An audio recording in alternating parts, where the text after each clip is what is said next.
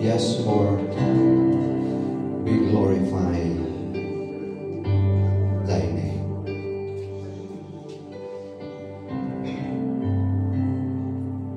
We glorify Thy name because You are our God, the God who truly deserves all the glory, the God who has created everything,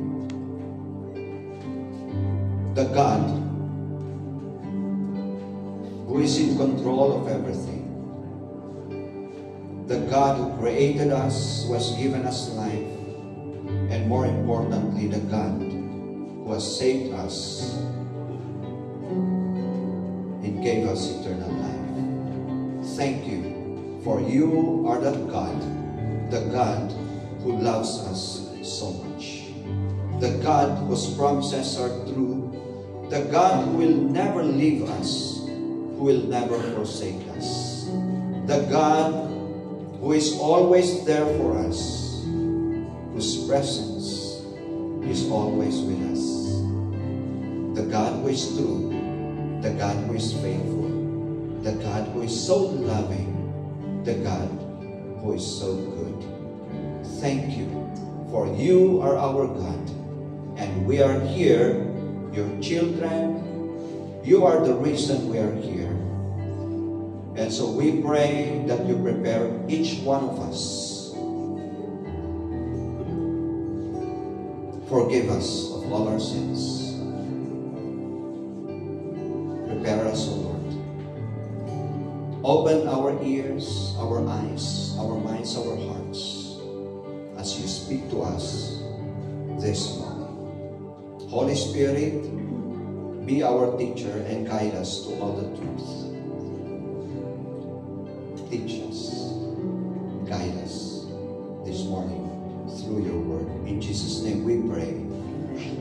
Amen.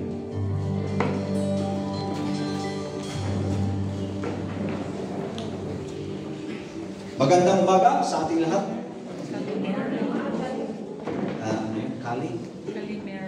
Kalimer. Basta magandang umaga. Okay. So, salamat at andito tayo muli. Nasa chapter 4 pa rin po tayo ng Book of Philippians. At kung maalala nyo, na palagi namin sinasabi, palagi nating pinag-aaralan, na ang tema sa Philippians ay tungkol sa kagalakan. Na tayo ay maging magalak. Nagagalak ba kayo? Amen. Nagagalak kayo? Sure. Yeah. Ipakita nyo naman sa ating mukha na talagang tayo ay galak na galak. Sabi nga doon sa napag-aralan natin 2 weeks ago ay, rejoice in the Lord always. And I say it again, sabi pa nga ni Pauline, rejoice. So nakita natin sa chapter na ito na para talagang tayo ay magalak, na doon yung totoong kagalakan. Ang una nating pinag-aralan ay tungkol sa pagkakaisa sa loob ng iglesia. Na dapat walang pagkabaha-bahagi. At kung meron man tayong mga hindi pinagkakaintindihan, kailangan bigyan natin ng oras para ito ay maayos kaagad. So nakita natin na talagang para tayo ay ang isa na paraan para tayo ay talagang galak na galak ay may pagkakaisa. Diba? May pagkakaisa. And then sa pagpapatuloy natin ng ating pag-aaral, talagang kailangan iwasan natin yung worry. Iwasan natin yan. Sabi nga doon we are not supposed to be worried about anything. Pero ano ang gagawin daw natin? Tayo ay manalangin. Yung ating mga request, yung ating mga petition, talagang itaas natin, ibigay natin, ipag-pray natin sa ating Panginoon na may pasasalamat. Na may pasasalamat.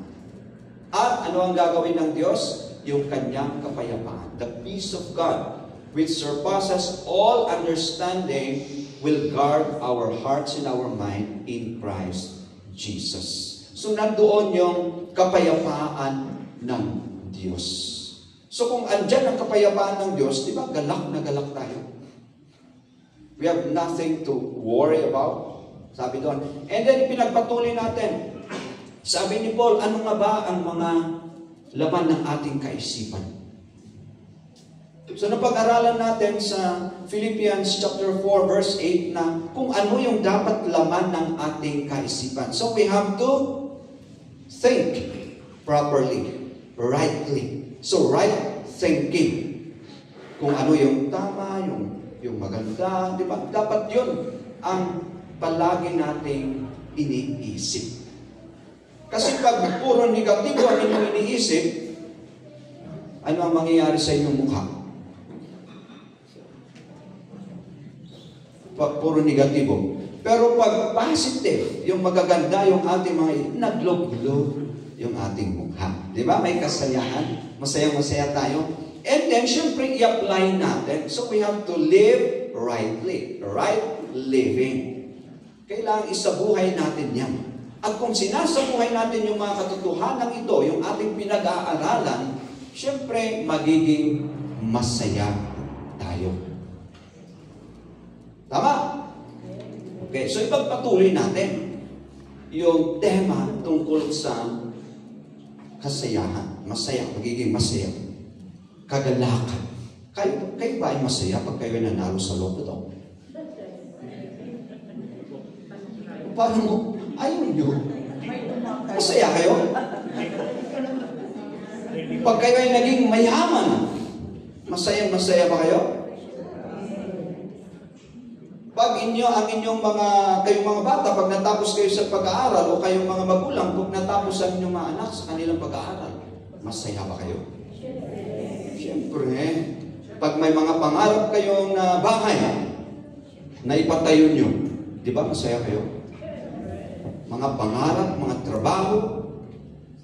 At pag nabibili natin yung mga iba't ibang bagay na gusto natin sa Shopee, sa Lazada, sa Temo, pag dumarating, masaya ba tayo?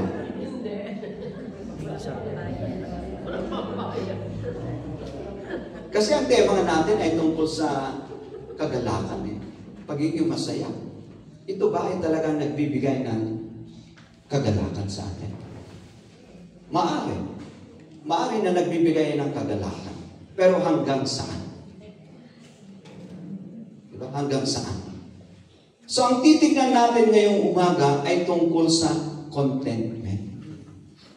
Kasi hindi naman pare-parehong manalo ang loto, hindi naman tayo pare-parehong maging mayaman, di ba? Hindi naman tayo lahat-lahat magkaroon ng bahay na talagang hinahangad natin o yung trabaho na gustong-gusto natin. Hindi naman lahat ay talagang masasabi natin na mataas ang pag-aaralan. May mga iba-iba talaga. Pero kahit na iba-iba, kailangan ito ay ating matutunan. Ang contentment. Kasi lahat tayo ay mananampalataya. Lahat tayo, sabi na, tayo ay mga anak ng Diyos. Pero aminin natin, meron at meron tayong pagkaiba sa status ng ating buhay. Meron at meron tayong pagkakaiba sa ating mga ginagawa. Kailangan aminin natin yan. Pero ito ang isang katotohanan na gusto ng Diyos na kailangan matutunan natin. Ang tungkol sa pagiging kontento. So tanungin mo sa inyong sarili, kontento ka ba? Tanungin mo sa inyong katabi, kontento ka.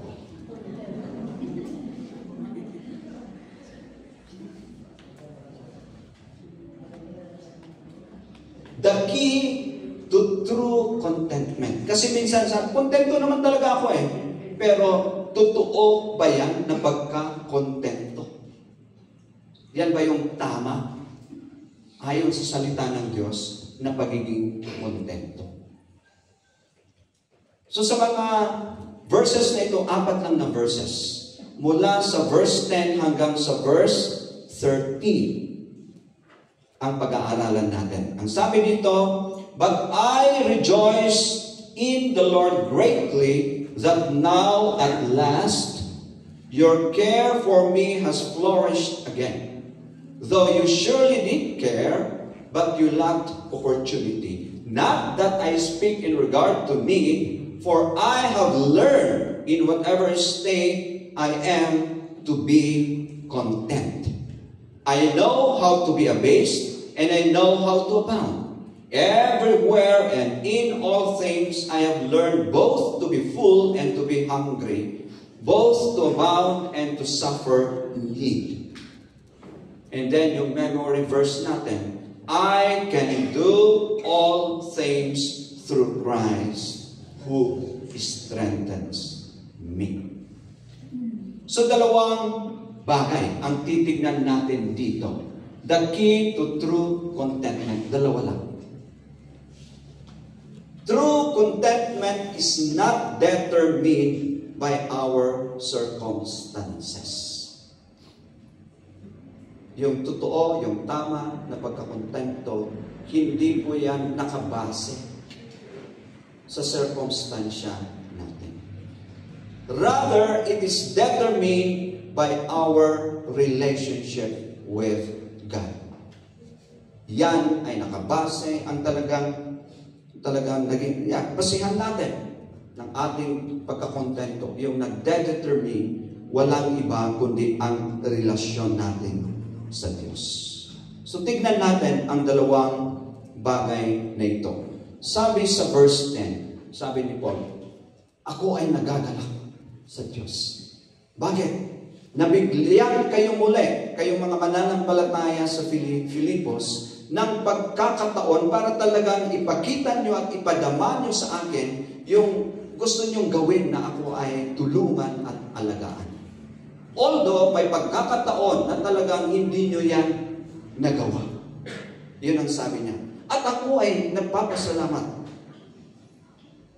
Nagkita natin sa ating past na pag-aaral na si Epaphroditus ay pinadala ng mga mananampalataya sa Filipos para dalhin yung kanilang tulong kay Paul. At natanggap yun ni Paul at siya na ay nagkagalak. Dahil kahit na siya ay nasa kulungan, makita natin na talagang nandoon yung tulong. Although may mga ibang rason kung bakit siya ay galak na galak kahit na siya ay nasa kulungan. At yan ay pinag-aralan natin dahil nagamit pa rin siya doon sa loob ng kulungan. Pero dito, sabi niya galak ako sa Diyos dahil muli pinakita niyo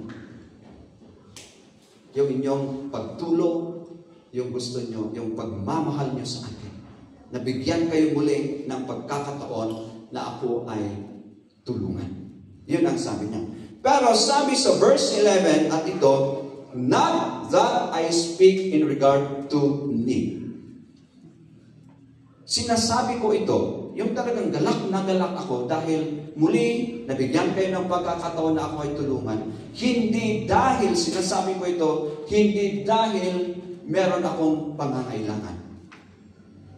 Hindi yon ang dahilan. Salamat sa inyong tulong. Salamat sa Diyos, ginamit kayo. Pero sinasabi ko ito, hindi dahil talagang may mga pangangailangan ako. Hindi yun. Pero ito ang sinabi niya. For I have learned in whatever state, natutunan ko anuman yung aking sitwasyon na maging kontento. Anuman yung aking sitwasyon na makontento. Natutunan ko yun. Yun ang kanyang sabi. Nasa kulungan, kontento. Kung kayo ba ay nasa kulungan, ano kaya ba? Magiging yung iniisip natin. Kaya tayo ni Paul na natutunan ko na maging kontento. I know how to be abased and I know how to abound. Everywhere in all things I have learned both to be full and to be hungry, both to abound and to suffer need. It is not determined by our circumstances. True contentment is not determined by our circumstances. Yan ang gustong ituro sa atin ng ating Diyos sa pamamagitan ng mga katuruan ito na isinulat ni Paul. Kaya nga sabi niya, I learned. Anong ibig sabihin pag I learned? Yung natutunan. Natutunan ko. Anong ibig sabihin? Hindi natin alam. Hindi natural sa atin na maging content. Kaya nga, bakit kaya may mga corruption? Bakit kaya may mga nagnanakaw? Bakit kaya may mga tao na niluloko nila yung kanilang kapwa-tao? Bakit may mga estafador? Bakit kaya? Hindi nila natutunan maging kontento. So dito, makailangan palang matutunan. Kasi hindi natural sa atin eh. Pag may nakikita tayo, uy, ganda naman ng kotse mo, sana. Kakaroon din ako ng kotse right now. Diba? Minsan, talagang kung ano-ano yung pumapasok sa ating isipan. Hindi man natin sinasadya, pero minsan nandoon din yung ating paghahangad. Diba? Hindi natin sinasabing mali, pero kailangan ilagay natin sa tamang lugar yung ating paghahangad. Kasi pag hindi, yun na magiging corrupt tayo. Mga ganun. So, kailangan pag-aralan pala natin. At si Paul, na pag-aralan niya yan. And I knew what it is to be in need or to have plenty. Nalaman ko. Alam ko. Yung mga pagkakataon na walang-wala ako at sa mga pagkakataon na meron, sumusobra naman yung nasa akin. And I learned the secret. Sabi na, I learned the secret of being content in every situation. Gutom man ako, busog ako, marami man akong mga pangangailangan, o talagang nangangailangan ako, wala. Pag titingnan natin yung mga pangyayari sa buhay ni Paul, yung talagang persecution, yung talagang hirap na kanyang dinanasan. Ang dami niyang dinanasan. Maraming beses na siya ay talagang mamatay na sana. Maaring pinagtangkahan ng iba o kaya talagang dahil sa sitwasyon. Dangers. Kaya nga sabi, I was in prison, I was whipped many times, 5 times I was given 39 lashes, 3 times I was beaten with rods, once I was stoned, 3 times we were shipwrecked, and once palutang-lutang, isang araw at isang gabi sa dagat. I faced dangers from rivers, from robbers, from Jews, Gentiles, in the cities, deserts, seas, and from false believers. Ang daming naging kanyang karanasan. Pero dito sa Philippians, sabi niya, I learned to be content in whatever situation I am. Siyempre sa mga pagkakataon na ito, pag ikaw ay nasa preso, siyempre limitado yung tulong sa inyo. Minsan na tinatanong ko sa mga taga-preso kumusta naman ang pagkain nyo dito? Talagang kulang ang budget. Kung walang relative na magdadala ng kanilang baon, kulang na kulang yung budget para sa kanila. Hindi ko alam kung magkano. 5 years ago, 10 years ago, ang budget daw, every meal ng isang preso ay 20 pesos. Magkano ngayon? Hindi ko alam. Hopefully, na-increase ng 40. Hindi ko alam. Pero kulang. Kulang na kulang. Pero sabi niya, I learned to be content. Siyempre, pag nung nasiraan sila sa dagat, ano nangyari? Maaring yung kanilang mga supply sana, yung kanilang mga kakainin, nawala. Di ba? Nawala. Nasira dahil doon. Pero sabi niya, I learned to be content. Sila ay ninakawan, so nawalan na naman sila ng supplies. I learned to be content. Siguro yung mga false believers na ito, yung mga ito, yung danger from false believers, siguro, niloko din sila. Hindi ko alam. Pero sabi ni Paul, I learned to be content. So makita natin na sa mga experiences niya sa buhay, yun ang isa na naging paraan para siya ay matuto. Tayo rin. Ano kayang mga experiences sa ating buhay na sa ngayon ay sabi natin, ay, salamat at nangyari yun sa akin. Ito pala, kung hindi nangyari yun, baka kung ano-ano na. At bukod doon, sabi ko nga siguro si Paul ay kasi talagang binasa niya, pinag-aralan niya yung salita ng Diyos. Siguro nabasa niya ang nangyari kina Adan at Eva at doon din siya natuto. Pagtitignan natin, bakit bumigay sina Adan at Eva sa temptasyon ng serpent?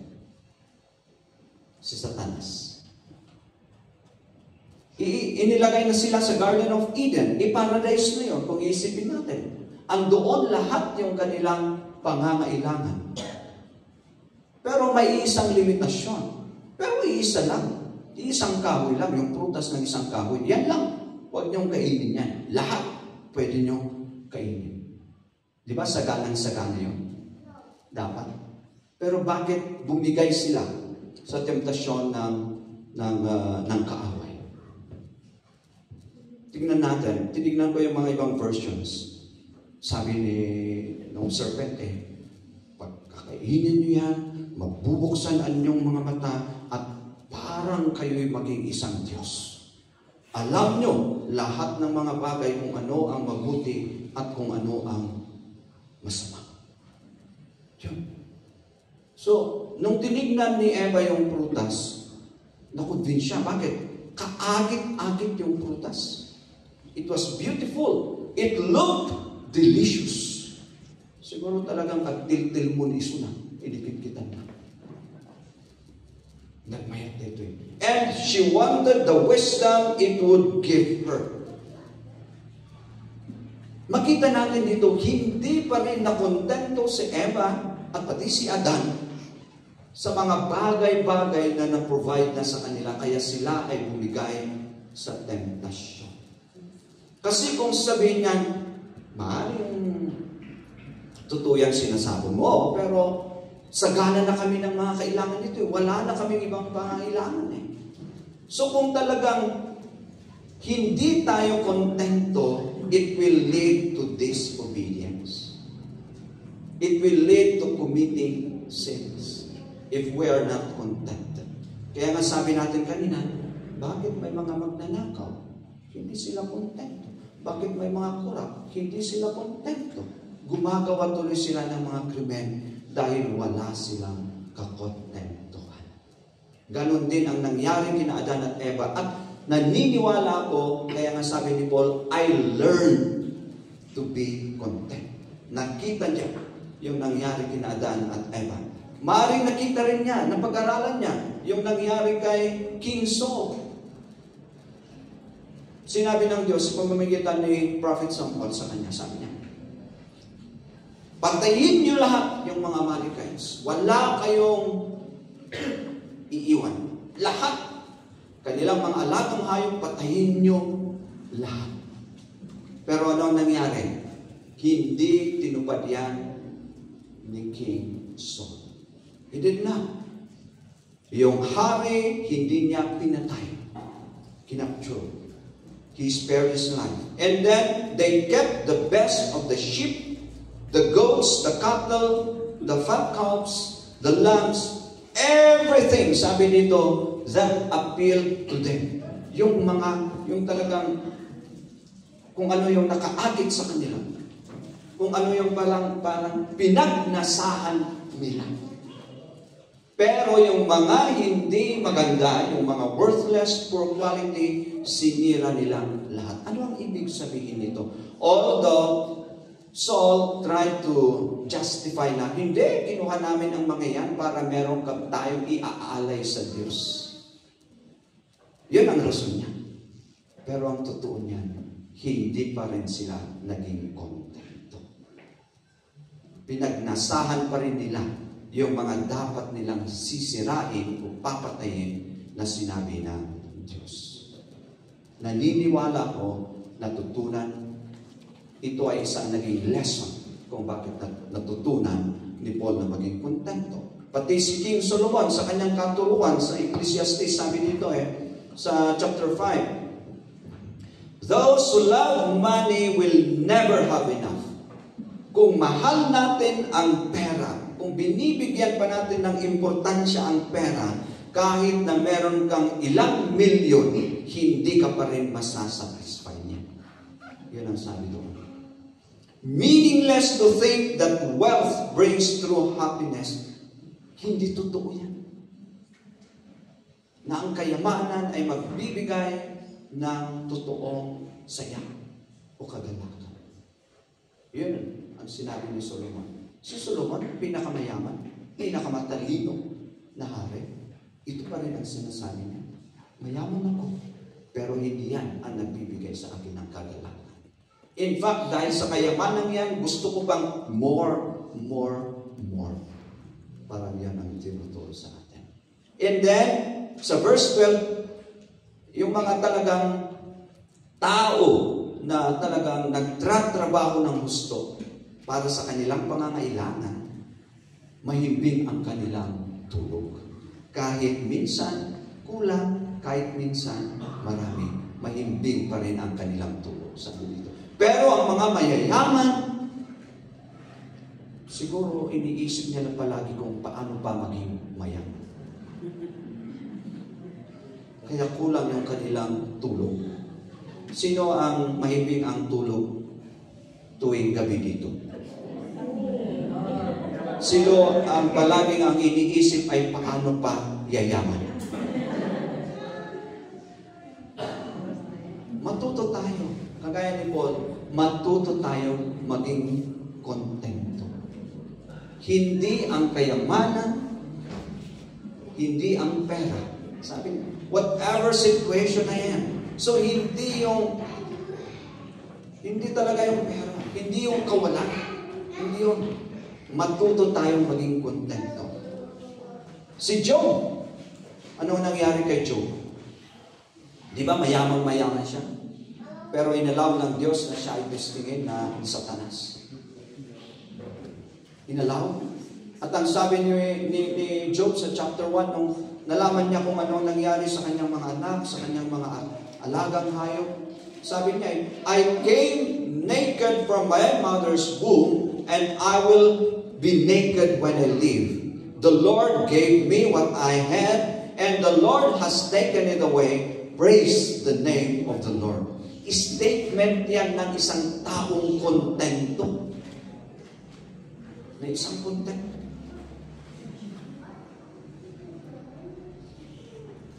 At ginamit din ni Paul ito sa kanyang sulat kay Timothy.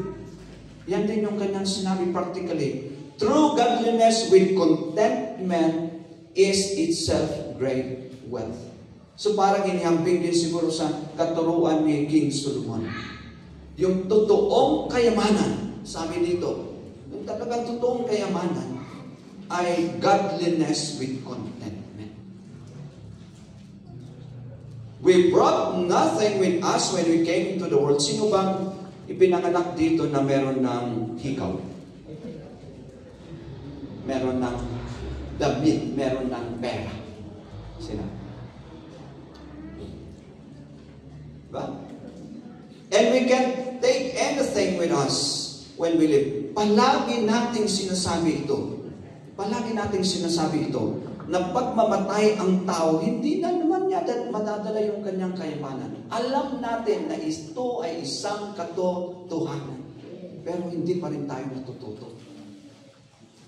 Ang dami, ilang beses kong narinig, nagbaknang hanamat na maitugot, ijay papananang matay.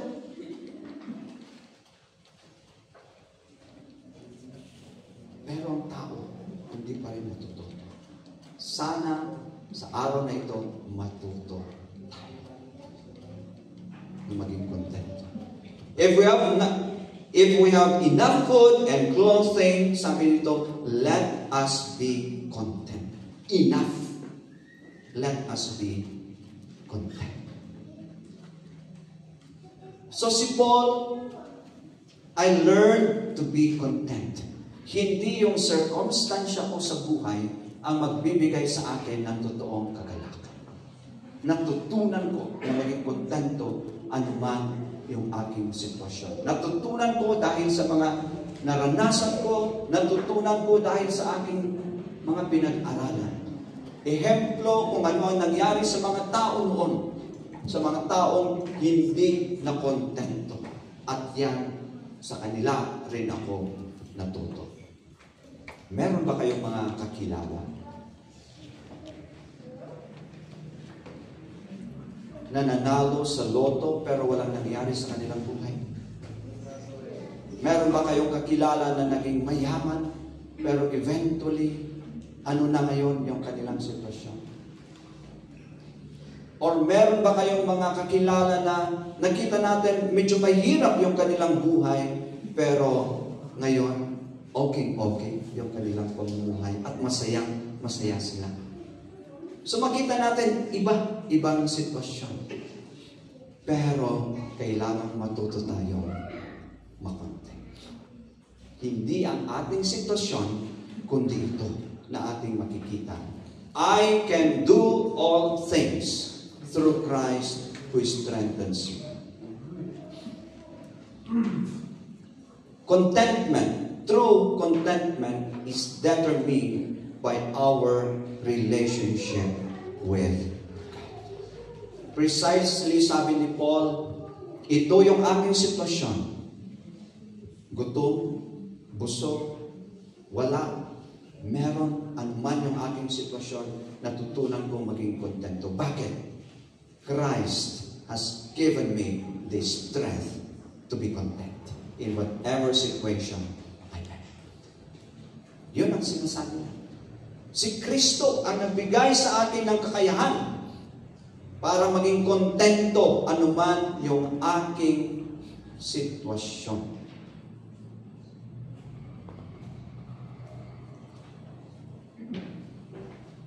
Kaya nga sabi natin kanina,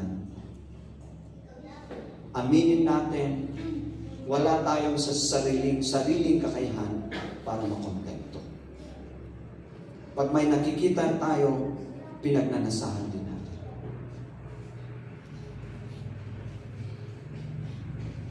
Sa Diyos tayo aasa. Na siya ang magbibigay sa atin ng kakayahan para maging kontento kagaya nito. At kagaya rin ni David na isang hari.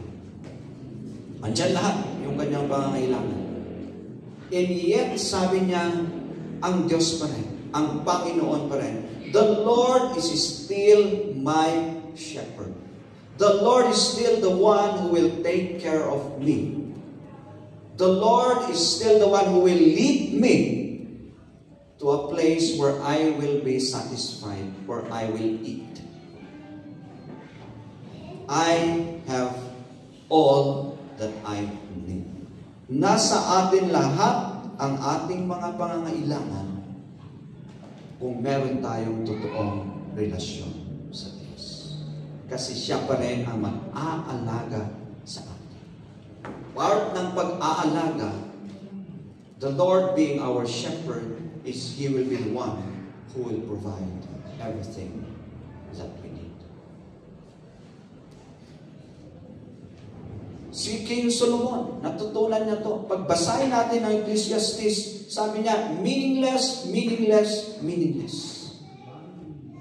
Meaningless. And in the end, sabi niya, still, ito pala ang dapat gawin ng tao. Fear God and obey His commandments. This is everyone's duty. Yung totoong honor na ibibigay natin. Pagpupuri sa Diyos pa rin ang ating gagawin. Pag-aralan at isabuhay yung kanyang salita. Yon ang magbibigay pa rin sa atin ng kakontentuhan. Hindi yung kayamanan na sabi ni King Solomon na meaningless. Meaningless. Meaningless. Still, Solomon learned his lesson and says, ang pinaka-importante pa rin na magbibigay ng totoong kagalakan, magbibigay sa akin ng totoo na kakontentuhan, hindi yung aking mga kayamanan, hindi yung aking posisyon, hindi yung aking katalinuhan, kundi ang aking relasyon sa Diyos. Yung totoong pagpupuri sa Kanya. At si Job, dahil siya ay nanatili sa kanyang faith sa ating Diyos, nanatili, eventually, na-bless siya. Hindi niya tinignan yung kanyang situation na sabihin, ay hindi pala tapat ang Diyos. Pinabayaan ako ng Diyos. Hindi pala totoo ang Diyos. Hindi. Nanatili pa rin siya. At eventually, lalo siyang na-bless. Sa New Testament, ang ganda ng ehemplo ni Zacchaeus. Di ba? Sino si Zacchaeus? Tax collector. Taga-BIR. Ay, hindi. Tax collector. Okay?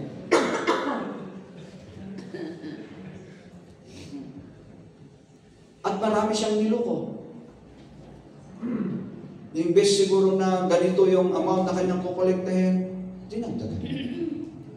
Pero makita natin, nung narinig niya ang ating Panginoong Kristo, talagang gumawa siya ng paraan para makita niya ang ating Panginoong Kristo. Kasi pandakyatis siya. So siya ay umakyat sa isang puno. Nakita siya ng ating Panginoong Kristo. Bumaba ka dyan, halika. Kasi sa inyong bahay kami tutuloy ngayon. At ito yung sabi ni Zacchaeus, na nakita niya na hindi yung kanyang kayamanan ang talagang magbibigay sa kanya ng totoong kagalakan, kundi ang Diyos, ang kanyang relasyon sa Diyos. Kaya nga, talagang, sabi niya hindi siya nag-isip ng maraming beses, kundi maluwag sa kanyang kaisipan, sa kanyang sarili, sa kanyang puso na, I will give half of my wealth to the poor, Lord, and if I have cheated people on their taxes, I will give them back 4 times as much. Doon niya na-realize na oo, marami siyang pera, pero may kulang. Hindi pa rin siya kontento. And the Lord said, salvation has come to this home today. For this man has shown himself to be a true son of Abraham. Salvation. Si Zacchaeus, sabi niya, pamimigay ko lahat. Kasi hindi ito ang magbibigay sa akin ng totoong kagalakan ng pagkakontento sa buhay. At may mga verses pa tayo titignan. Sa Hebrews chapter 13 verse 5, let us free ourselves. Dapat maging malaya tayo sa pag-ibig, pagmamahal ng pera, covetousness, greed, yung akin. Be content with what you have. Kailangan matuto tayo na maging kontento kung anuman ang meron tayo. Because the Lord said, at totoo itong promise niya, never will I leave you, never will I forsake you. And then sa 1 Timothy chapter 6 verses 8 to 10, people who long to be rich fall into temptation. Kung talagang ang tinitignan natin ay ang kayamanan ng mundong ito, pag yon ang binibigyan natin ng priority, madali tayong matempt ng mga bagay-bagay dito sa mundo at gumawa ng hindi karapat-dapat. Yun ang effect, no? We easily fall into temptation and gagawa tayo ng foolishness, ng mga bagay-bagay na kahit nakakasira, kahit na masama sa ibang tao. For love of money is the root of all kinds of evil, and it will make us wander from the truth or from true faith. Love of money, not money itself. Kaya kailangan tingnan natin, hindi ang pera mismo, hindi ang kayamanan mismo, sinasabi natin, yung relasyon, yung connection natin sa mga bagay-bagay na ito. Yung paano natin talaga itrato yan, ilagay sa tamang lugar ang mga bagay-bagay na ito. Kaya nga, we have to learn to be content. Because if not, if we love money, then we will commit whatever evil things just to have more money. And we have to guard ourselves from every kind of greed because life is not measured by how much you own. Salamat sa reminder na ito. Yan na yung totoong buhay. Buhay natin bilang mga anak ng Diyos sa harapan ng Diyos ay hindi nasusukat kung ano ang meron tayo. Salamat. At hindi sasabihin ng Diyos na, ikaw, dahil walang-wala ka, wala kang lugar sa langit. Hindi. Hindi ganun eh. Ito, mayaman. Mayaman. Dapat dito.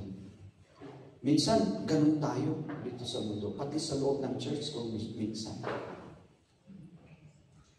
Mas nabibigyan ng pag-welcome yung mga tao na merong status sa buhay. Minsan, hindi natin napapansin yung mga iba. I-correct natin. Kasi life is not measured by how much you have.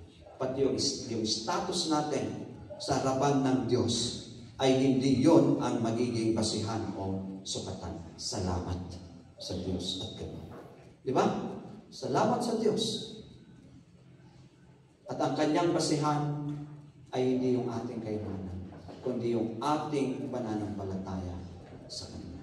So we have to set our minds and our hearts on things above where Christ is, not on things of this earth. At maganda na balik-balikan natin ang Matthew chapter 6. Ang ganda.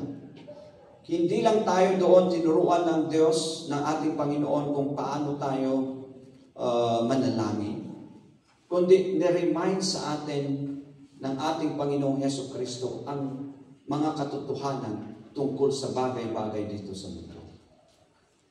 Kasi kung ano yung binibigyan natin ng kahalagahan, kung doon ang puso natin, talagang yan ang mag-determine kung paano ang ating buhay. Kaya may reminder, don't store up treasures here on earth, but treasures in heaven. Let us not worry about the needs, the things we need every day. Enough food, mga pagkain, mga inumin, mga yung ating mga damit. Kasi ito ay mas priority ng mga tao na walang totoong relasyon sa Diyos. So kung tayo dito, sinasabi natin na tayo ay anak ng Diyos, ano ang dapat nating priority? Kasi ang ating Diyos, ang ating Amang nasa langit, alam niya kung ano ang ating pangangailangan. Pagbasahin natin bago niya itinuro yung ating yung panalangin, hindi daw tayo manalangin na paulit-ulit na kung ano-ano yung ating sinasabi na sa akala natin ay dahil ganun tayo manalangin ay pakikinggan na tayo ng Diyos. Hindi. Dahil bago pa tayo manalangin, sabi doon, alam na ng Diyos kung ano ang ating pangailangan. Kaya ganito kayo manalangin. Our Father in heaven. Sino ang tatawag sa Diyos ni Father? Maanak. Tayo, mga anak. Our Father in heaven. And then, immediately doon, give us our daily bread. Give us our daily bread. And God, our Father in heaven, knows what we need.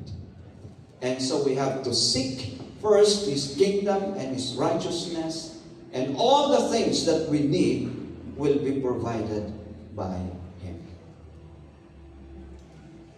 Yun naman ang sinasabi dito. Let us learn to be content, because if not, baka ang ating kaluluwa ang mapapahamak. Kung hindi tayo matuto na maging totoong kontento sa buhay, mapapahamak ang ating kaluluwa.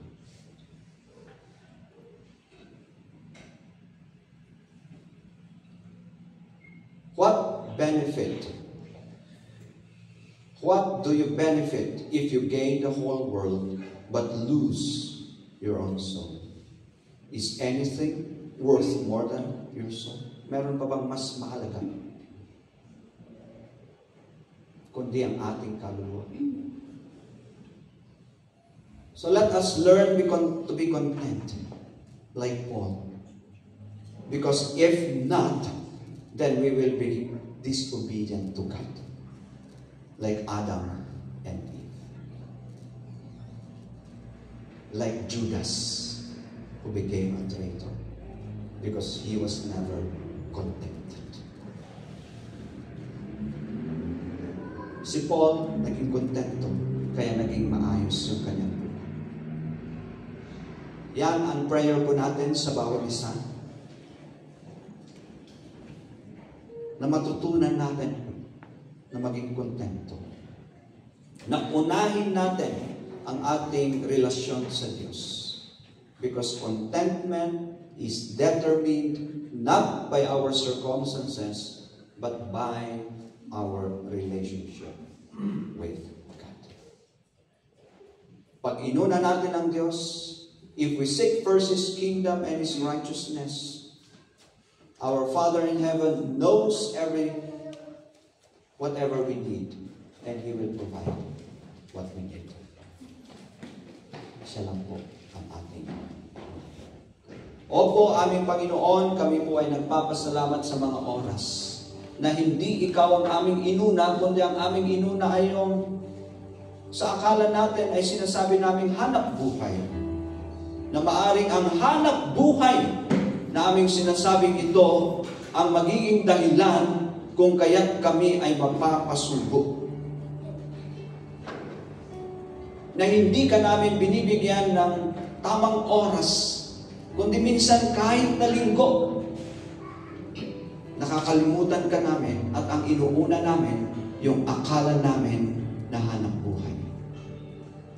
Kami po ay humihingi ng tawad sa mga pagkakataong ito.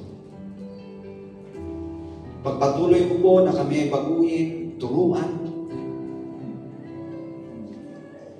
na Ikaw ang aming unahin sa aming buhay. Kasi Ikaw lamang ang totoo na makapagbibigay ng tama at totoong kakontentuhan dito sa amin. Inaamin po namin, walang silbi itong buhay na ito kung wala ka. Walang silbi ang aming mga narating sa buhay kung wala ka. Walang silbi itong building na ito. 4 floors. Matibay na building. At maaaring may mga ibang tao na nagsasabing, ang ganda naman ng church yan. Walang silbi ang mga ito kung wala ka. Kaya turuan mo ang bawat isa sa amin na Ikaw ang aming i-prioritize sa aming buhay at tama nga ang inyong sinabi that you will never leave us, you will not forsake us, and everything that we need will be provided by you. Thank you For you are our God, who is true, who is so loving, who is so faithful.